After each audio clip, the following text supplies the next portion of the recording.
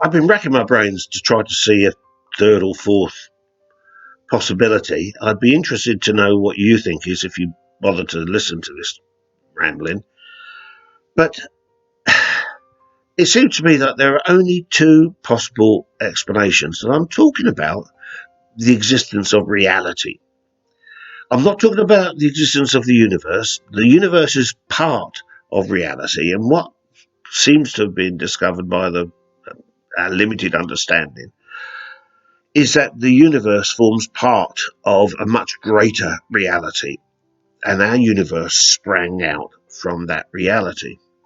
And so what they say is that about 14 billion years ago, that's what these clever people seem to think. They're cleverer than me. And who am I to question such things? I do, by the way, but not on the basis of how clever I am. Anyway, that's another matter. What they say is about 14 billion years ago, the universe began. And since then, it's been expanding. Now, if we had a film, say, of the universe expanding, and you played it backwards, like some of those things when somebody's being sick and they play it back in reverse. Oh, gross. You'd see the universe getting smaller and smaller and smaller. And so the question is, at what point does it stop shrinking? What was the original size of the universe when it first began? I can remember when I heard this, what, how many years ago? I don't know, maybe 30 or 40 years ago when I first heard this. I was just shocked and incredulous at what they say the size of the universe was. Well, it turns out they call it the singularity. Some places it's called the primordial fireball, but they call it a singularity, and they say it was an infinitely small. Well, an infinitely small thing is nothing, isn't it? I mean, what is infinity in any event? I mean, you can't keep on dividing and dividing to nothing till you get. Well, I mean, how do you divide nothing? How do you divide infinity? So they say 14 billion years ago, effectively, the universe didn't exist. Now, what they mean by that is they don't just mean matter, but they mean time and space as well. So 14 billion years ago, they say time and space came into being, into existence. It came from nowhere. And that the universe it's called the Callum cosmological argument, and it goes something like this. This is what Christians say. William Lane Craig puts this forward very, very well. He says, anything that begins to happen has a cause. The universe began to happen, therefore it had a cause. What was the cause? And of course, nobody knows. There's all sorts of speculations about multiple universes, which to me just seem to make the problem even bigger, rather than more understandable. Where did the universe come from? Where did reality come from? And of course, so it looks like there are two explanations. Either the universe and reality has always been there and is eternal, because you end up with this infinite regression problem, and you say, well, if that caused the universe, what caused that? And what caused the thing that caused the thing that caused the universe? And you end up with this infinite regression. There's a story of a woman who proposed that the earth was balanced on the back of a turtle. And so the scientist said to her, well, what's the turtle on then? And she said, I know where you're going with this. It's turtles all the way down. And so you end up with this dilemma of what created the thing that created the thing that we can see. And of course, it's an infinite problem. And so at some point, that you have to accept the fact that whatever is the cause of reality has to have been eternal. Now, that eternal cause within itself must have contained all of the energy, all of the potential to create everything that we see in the universe, plus all the things that we don't see. I read somewhere about these people who examine people's signatures, and they can deduct or deduce a fair bit about the person simply by the way that the handwriting is styled and the way they form letters, punctuation, and so on. And it seems to me that we could do something similar with the universe. So if we see something in the universe, then whatever created it must be at least equal to that, but much probably far greater. So if we observe intelligence in the universe, then you would say whatever the potential was that created that must be at least that. If we see personality and individuality, then we can say, well, whatever created that, whatever was the source of that, was at least equal to that, but probably much greater. So there are two proposals to answer this. One is that whatever this force is, it isn't God, although it seems to me that it would possess the attributes of God and eternal, infinite power, and the only thing that we would query would be the omniscience, because that means consciousness. But whether or not that source was conscious, it contained within it all of the potential for consciousness and information and law, the laws of gravity and the laws of electromagnetism and all the laws that we see. And so there are two possible solutions. One is that whatever that power was, this infinite and eternal, omniscient power was, it would have to have been eternal.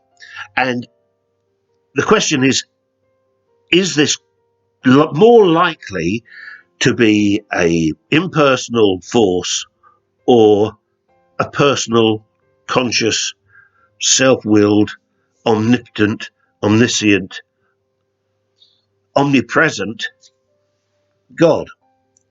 And I have to tell you that there are really clever people who take the view that there is no God. And a lot of them actually don't follow their logic to an end conclusion, but some of them do, and they're clever people. And they have formed the opinion that there is no God. Whereas I think it's the most logical solution. I think a chap called Stephen Myers has coined the phrase, the inference to the best explanation. And it's also called Occam's razor, isn't it? Have I heard that somewhere? Have I gone crazy? Occam's razor, which is the most obvious answer is, and the simplest answer is likely to be the correct one. And so for the longest period of time, this is a question that has occupied the thoughts of great philosophers and thinkers down through the ages. People like Aristotle, Plato, and others, they were aware of the fact that the source of the universe has to have been eternal. And their reasoning was this, quite simple reasoning really, is that if the universe is eternal, then there has to be an infinite number of yesterdays. If there are an infinite number of yesterdays, then you can never get to the present time. Now, that might seem gobbledygook, but if you think about it for a second, it isn't doublespeak or trying to catch you out with a gotcha question. And this really is a straightforward, problem. How do you get to the present day if there is an infinite past? And so they realized the universe had to have been created. And whatever created the universe had to be greater than the universe. So philosophers and sages have been aware of this for the longest period of time. But today, it seems to be popular not to have a real belief in God. Or if you do believe in God, then it's something that, it's not really that important. It'll sort itself out sometime or another. And in the future, we'll either discover there is or there isn't a God. I think it's far more important and serious than that. I mean, imagine a scenario where all the televisions of the world, all the media suddenly turned on. Warning, warning, warning. The most amazing thing has happened. Live reports, television reports from Hyde Park in London. That's a massive park in London, in England. And live televised reports being broadcast of alien ships landing. We come in peace. Take us to your leader. You know, that would be the most amazing thing. There would be no other subject on the television. Everybody, all the pundits would be putting forward their possible explanation of why they come and what are they like and what do they look like and what's their message, why are they here. The airways would be full of it. And there would be no other conversation in any parlour or over the dining room table. Everybody would be suddenly become an expert on giving forth their opinion as to why they've come and where they are and all the rest of it. And rightly so, it would be a massive thing. But what could be bigger than the possibility that there is a God? And when you're faced with the two options, flip a coin, 50-50 choice. Do you honestly think a universe and all of the complexity and the beauty that we see, the laws of nature, mathematics, music, art, poetry, the thinking of a human being, can it really come from effectively nothing? I don't think that to me, that doesn't kind of make too much sense. I don't mean to be disrespectful of another person's point of view, especially when it's held so sincerely by so many people. I'm struggling to understand why people think that. To me, it's the most vital and important question that humans have to ask themselves. Because if there is a God, then the natural correlation of that, the question that we should ask is, who am I in relation to this God? What does the existence of God and the knowledge of God imply to me? Because religions, all sorts of religions, have put forward proposals, and I haven't got time to do an analysis of comparative religions. I am a Christian. I have studied this for 50 years, and I have discovered that within the teachings of Christ, there is the most amazing truths. He taught love, he taught peace, he taught compassion, he taught understanding. The teachings of Christ have yet to be improved upon. He taught love. He told us that God loved us, but that the universe belongs to God, not to human beings. We occupy a tiny little blue-green speck orbiting an average-sized sun on the edge of a spiral arm of the Milky Way. Some people think the Earth's flat. I love them as well. These people are sincere people. We shouldn't be mocking and deriding people for what they believe. But regardless, if you're one of those flat Earth people, please don't misunderstand me. We're just this little small speck in reality. The universe belongs to God, and therefore must be subject to God. It just has to be. It's not like God is some killjoy psychopath who wants to rob us of our joy and pleasure. He created us because he loved us, and he wants us to share eternity with him. But it has to be on. God isn't going to change who his nature is, and therefore the universe isn't going to change. So the fabric and reality and the nature of the universe is what it is. The scripture says, in God we move, we breathe, we exist, we have our being. And so the reality is that we exist within the nature and fabric of whatever that is of God. I'm using terms which obviously can't possibly apply, but I don't know what the right terms would be.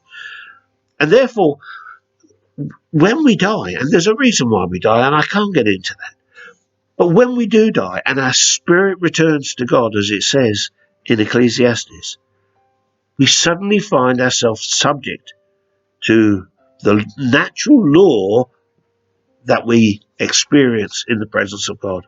God is just, God is holy, and if we're not, then there has to become a separation. I'm running out of time. I would love to spend more time on this.